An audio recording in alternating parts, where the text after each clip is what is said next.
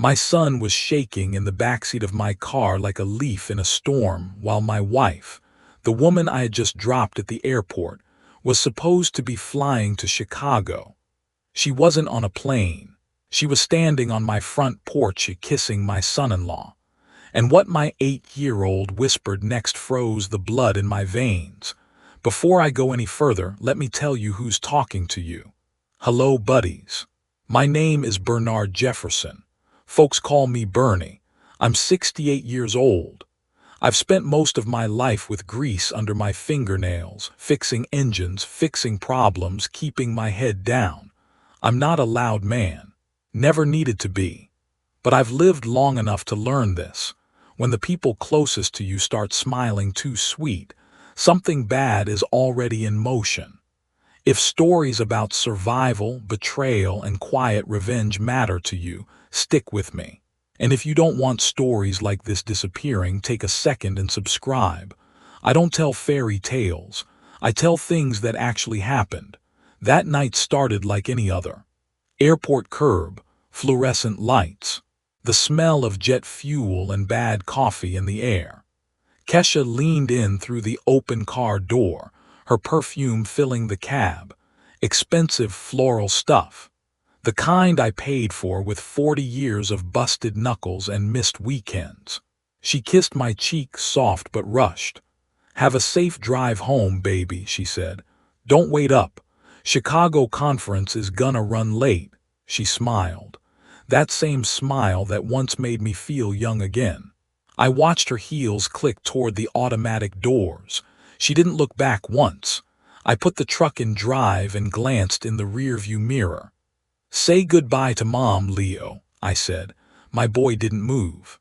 Leo was curled into the far corner of the seat, knees pulled tight to his chest. He wasn't cold. The air conditioning was barely on. This was something else. His whole body was trembling. Hey, I said, softening my voice. What's wrong, son? He didn't answer right away. The road noise filled the silence, tires humming, blinker ticking. Then he whispered, Dad, please don't go home. I let out a nervous chuckle. Parents do that when they don't want to hear the truth. Come on, buddy, it's pizza night, just you and me. No, he yelled, not a tantrum, a warning. I pulled onto the shoulder, hazard lights clicking like a slow heartbeat.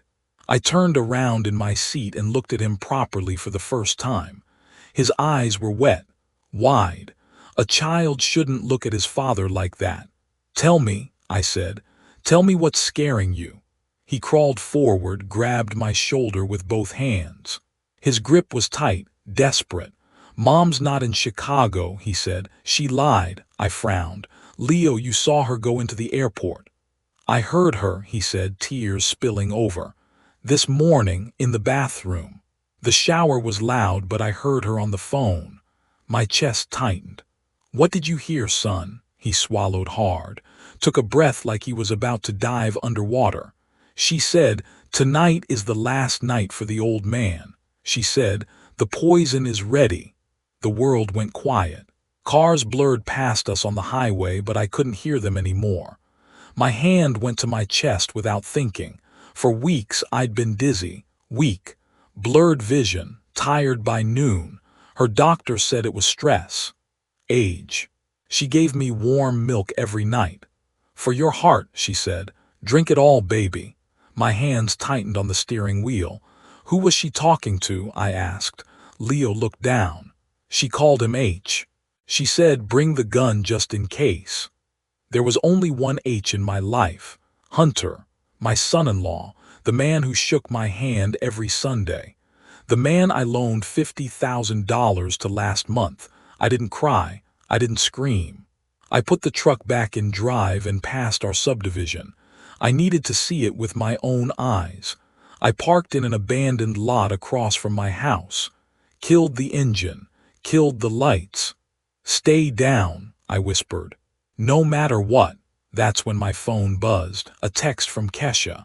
Landed safely. Miss you already. Don't forget your milk.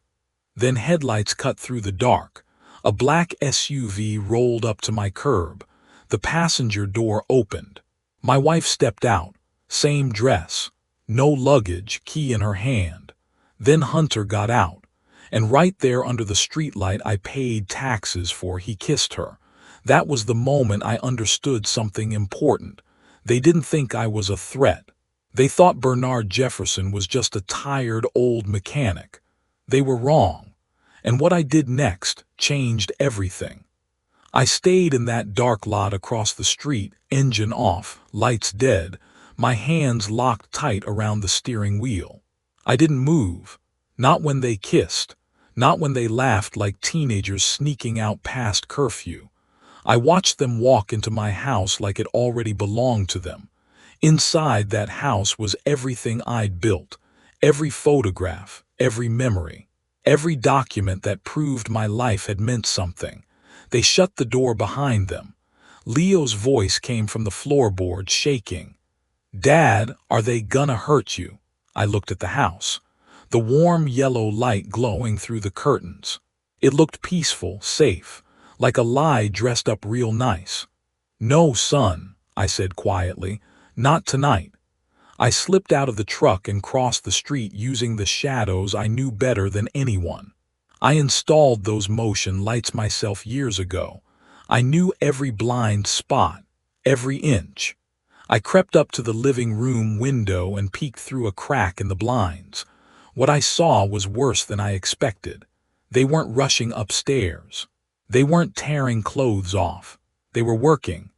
Kesha was ripping cushions off the couch, pulling books off shelves, dumping drawers onto the floor. She wasn't frantic. She was focused, like she'd rehearsed this. Hunter stood by the fireplace, calm as a man checking his watch. He reached into his jacket and pulled out a gun. Black, heavy. He set it on my coffee table, right next to the chair where I read every night. Then he checked the chamber. That sound, the metal click, cut deeper than any knife. They thought I was inside. They thought I was upstairs. They thought I was dying. Kesha went straight to the painting on the wall, the one of Tasha and Leo. She yanked it down and punched in the code behind it. The safe opened. She didn't grab the cash first. She grabbed the red binder, my life. Insurance papers, deeds, business contracts. She flipped through them smiling, smiling. Hunter picked up the gun again and aimed it toward the stairs, toward my bedroom, like he was practicing. I felt dizzy. The poison was already in me. My legs went weak and I leaned against the brick to steady myself. That's when it hit me. This wasn't passion. This wasn't betrayal alone. This was execution. I backed away from the window and crossed the street, slow and quiet. Leo looked up at me when I opened the truck door. He didn't ask what I saw. He saw it on my face. I started the engine without turning the lights on and rolled away like a ghost. I didn't know where we were going yet. I only knew where we couldn't stay. 2 blocks down, I pulled over and rested my forehead against the steering wheel. My chest hurt, not just from the poison, from the weight of it all, my wife, my son-in-law, my house, everything poisoned. That's when the other part of me woke up. The part I'd buried a long time ago. Before I fixed engines for a living, I fixed bigger problems. I learned how to wait, how to watch, how to strike when the timing was right. They thought I was weak. They were wrong. And from that moment on, I stopped being the hunted. I became the man who was going to disappear and let them believe they'd won. What I did next made sure of that. I didn't go home that night. I didn't go to the police. And I didn't call anyone who knew my name. I drove.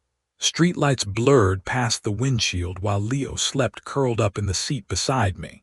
His small hand still gripping my sleeve like if he let go, the world might swallow him whole. I kept one hand on the wheel and one eye on his chest rising and falling. As long as he was breathing, I could keep going. By the time the sun started bleeding gray into the sky, I knew exactly where we were headed. The Obsidian Hotel. Most folks thought it was just another downtown luxury spot. Glass, steel, overpriced cocktails. What they didn't know was that the place had a second purpose.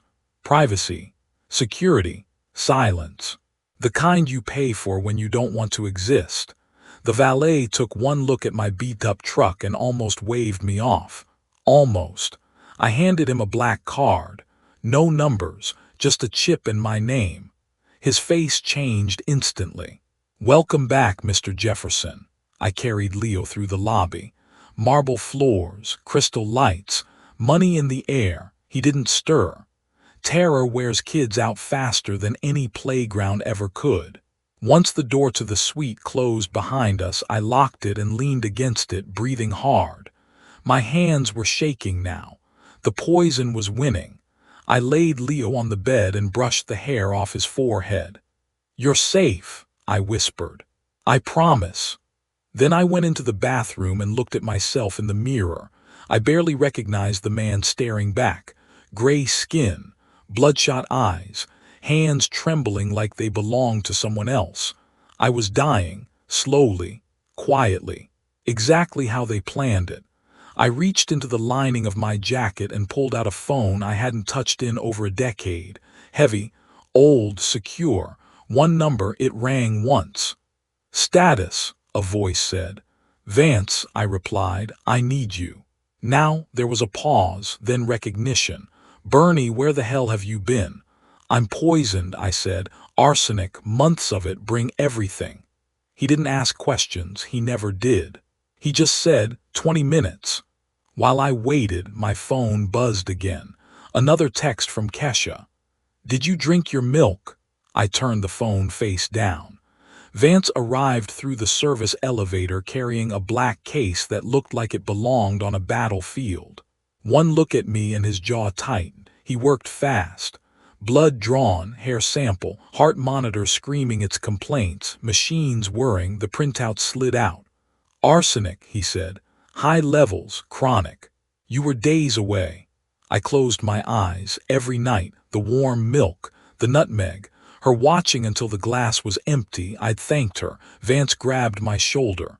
"You need a hospital." "No," I said. "If there's a record she knows I'm alive, I need her to believe she won." He studied my face, then nodded. "You always were stubborn." He started treatment right there. Injections, IV. Pills that burned my throat but slowed the fire in my veins. As the shaking eased, something else settled in. Clarity. I wasn't just surviving anymore. I was planning. I picked up the phone again and dialed another number. Dante answered on the third ring. "Well, I'll be damned," he said. "Thought you were retired." "I need eyes," I said. "On my house, 2 targets, no mistakes." He chuckled softly. "Sounds like a comeback." "Dig deep," I added. "I want everything, money, lies, dirt, all of it." "Give me an hour," Dante said. "Welcome back, Bernie." I hung up and sat beside Leo's bed, listening to the steady beep of the monitor and my son's quiet breathing. They thought I was dying. They thought the poison had done its job. What they didn't know was that the man they tried to kill had just disappeared on purpose. And when I came back, it wouldn't be as a victim. By the time the sun was fully up, the game had already started. I sat in that hotel suite watching a live feed of my own living room on a tablet propped against the table. The camera was hidden inside a smoke detector I installed years ago, back when I still believed preparation was paranoia. Turns out it was survival. Hunter was pacing the floor like a caged animal. Kesha sat on the couch scrolling through her phone, calm on the outside, chewing her lip on the inside. They were waiting for something. They were waiting for me to die. I watched Hunter pour himself a drink from my good bottle.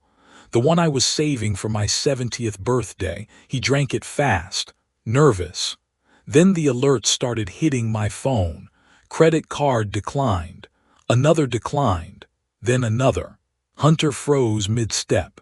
He stared at the card reader like it had personally insulted him. "What the hell?" he snapped. Kesha tried her card. Same result. Her face went pale. "That's not possible." Across the city, I made one quiet call. Phoenix Protocol. Every account frozen. Every card shut down. Every dollar locked. I didn't touch the house yet. I didn't touch them directly. I just let gravity do its work. Money has weight. When it disappears, people fall. Hunter threw the card across the room. He knows, he yelled. That old bastard knows. Kesha stood up slowly. No, he's sick. He's confused. Banks do this sometimes. She was lying to herself. I switched the feed, another camera, the bedroom. They tore the place apart, dumped drawers, ripped mattress seams, checked vents, searched for cash that wasn't there anymore. They didn't find a dime, because weeks ago Leo had asked me why Mom was always nervous around the safe. That's when I moved everything. I leaned back in my chair and finally let myself breathe. Then my phone rang. Tasha, my daughter, her voice was tight. Dad, Hunter says he's in trouble. He needs money, a lot of it. I closed my eyes. Even now they were using her.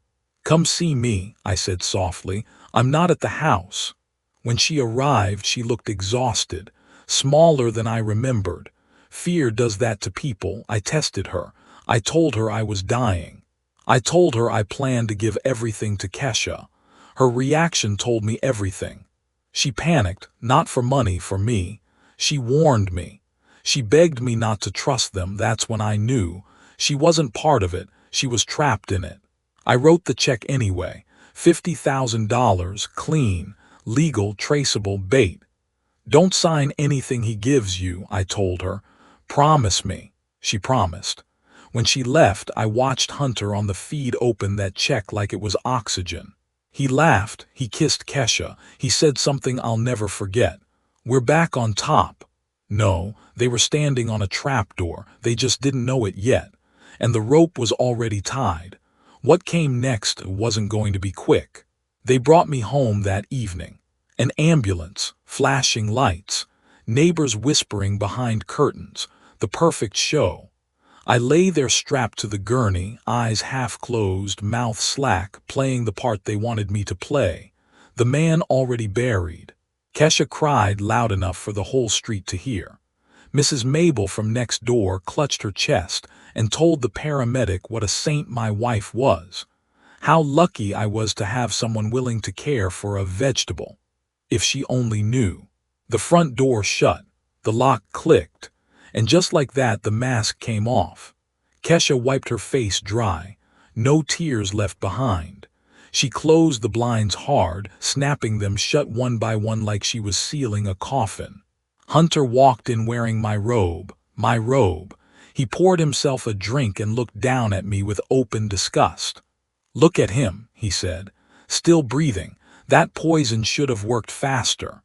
Kesha stepped closer to the bed and poked my cheek with her finger. Hard, can you hear me, Bernie? She whispered. I hope you can, I really do. They didn't feed me properly, just enough through the tube to keep my heart ticking. They didn't clean me on time. They sprayed air freshener instead, wrinkling their noses like I was trash. But the worst part wasn't the neglect. It was the cruelty they enjoyed. Hunter would stand where I could see him and kiss her slow, deliberate. He wanted me to watch, wanted me to know. She never loved you, he said one night, leaning close. You were just the bank. Then he poured whiskey over my face and laughed when I didn't react. They thought I was gone. They thought I was nothing. But they forgot one thing. They forgot my son. Late one night when the house finally went quiet, I heard soft footsteps. Careful ones, a child trying not to be heard. Dad, Leo whispered. I opened my eyes just enough. He gasped, then covered his mouth with both hands. Tears streamed down his cheeks. You're awake, he whispered. They said you were broken. I barely moved my lips. SHH. He fed me orange juice one sip at a time. Peanut butter on a spoon, like I was the kid and he was the grown man. They're bad, he said quietly. They talk about money all the time. Then his voice dropped lower. Dad, they said they're getting rid of me. That's when the rage turned cold, not fire, ice. I listened through the tiny recorder Leo hid under the table. I heard them call him a burden, a problem, dead weight. They planned to send him away. Somewhere cheap, somewhere quiet, erase him. That was the moment waiting stopped being an option. I wasn't pretending anymore to gather proof. I was pretending to protect my child. And when Hunter raised his hand toward Leo days later, the game ended. I sat up, ripped the IV out, stood. Hunter froze like he'd seen a ghost. Kesha screamed. I wasn't weak. I wasn't broken. I was done. And what came next, they would never forget. Hunter's hand was still raised in the air when I stood up. For a second, nobody moved. Not him, not Kesha, not even my own lungs, which forgot how to breathe from the shock of it all. Then Kesha screamed. A raw, animal sound. The sound of a lie collapsing. Hunter dropped Leo like his hands had caught fire. My boy scrambled backward on the floor, crawling toward his sister. Tasha grabbed him, pulling him behind her, shielding him with her body. Hunter stumbled back, knocking over a chair. "Bernie, wait," he stammered. This is a miracle. You were supposed to be dead," I said. My voice wasn't weak anymore. It wasn't shaky. It filled the room the way it used to fill boardrooms and garages and places where men learned real fast not to interrupt. I know. I swung my legs off the bed and stood there barefoot on my own floor. I felt the glass under my feet from the frames they'd smashed earlier. I didn't flinch. Pain was nothing compared to what I'd already swallowed. Hunter backed toward the fireplace, eyes wide, hands up. "I can explain," he said. "We were scared. The money, you hit my daughter," I said. He opened his mouth. "You threatened my son." He started shaking his head. "You poisoned me." Silence. That's when I picked up the tire iron from the coffee table. The same one he'd been using as a paperweight for my stolen documents. The metal felt solid, honest. Hunter's knees buckled. Kesha tried to run. She made it 2 steps before Dante stepped out of the hallway shadows and locked the door behind her. Calm, professional, final. "Show's not over," Dante said. Hunter lunged. Desperation makes people stupid. He pulled a knife from his pocket and came at me wild, aiming for my stomach. I stepped aside like muscle memory never left me, swung once, and caught his arm mid-motion. The crack echoed through the house. Hunter screamed and dropped to the floor, clutching his forearm, howling like an animal caught in a trap. I stood over him. "Getting off easy," I told him. Kesha slid down the wall sobbing, mascara streaking her face, begging now, blaming him, blaming me, blaming anything but herself. I didn't look at her. I told Tasha to take Leo outside. She hesitated, looked at me, I nodded. She took him and ran. The door shut behind them. Now it was just us. I didn't kill Hunter. I didn't need to. I took his watch. My watch. Made him strip off my robe, my shoes, everything he bought with my money, same for her. I opened the door and pointed into the cold. "Go," I said. They didn't argue. They ran barefoot into the dark, half-dressed, humiliated, exposed to every neighbor who'd once envied them. I watched until they disappeared. Then I shut the door, locked it. For the first time in weeks, my house was quiet. But justice wasn't finished yet. Not even close. What happened next happened in public. A week later, the lights were brighter than anything I'd seen in years. Crystal chandeliers, cameras flashing, voices echoing off marble walls. The kind of room where people pretend nothing ugly ever happens behind closed doors. They invited me to speak that night. Charity event. Big crowd, big checks, big smiles. Hunter and Kesha showed up too. They didn't have a choice. Hunter's arm was in a sling, his suit borrowed and ill-fitting. Kesha looked hollow, no confidence left, just nerves and hunger behind her eyes. They thought this was their last play, public pressure, sympathy, noise. They took the stage first. Hunter grabbed the microphone, voice shaking. He said I was unstable, that I attacked him, that I threw my own family out on the street. Kesha cried on cue, people murmured. Cameras zoomed in. Then I stepped forward. I didn't shout. I didn't rush. I nodded to the sound booth. The screen behind them came alive. Video, my living room, my hospital bed. Hunter pouring whiskey on my face. Kesha laughing, the gun on my table. Then the audio. Tonight is the last night for the old man. The poison is ready. You could hear the air leave the room. Faces went pale. Phones dropped. Someone gasped. Then the last recording played. My son's name, plans to erase him, cold voices. No hesitation. That's when the police stepped in. Hunter collapsed. Kesha screamed. I didn't watch them get taken away. I walked off stage and found Leo in the back of the room holding a soda like it was a trophy. Tasha stood beside him, stronger than I'd ever seen her. We went home together, not the old home, a clean one, a quiet one. The poison left my system. The fear left my house.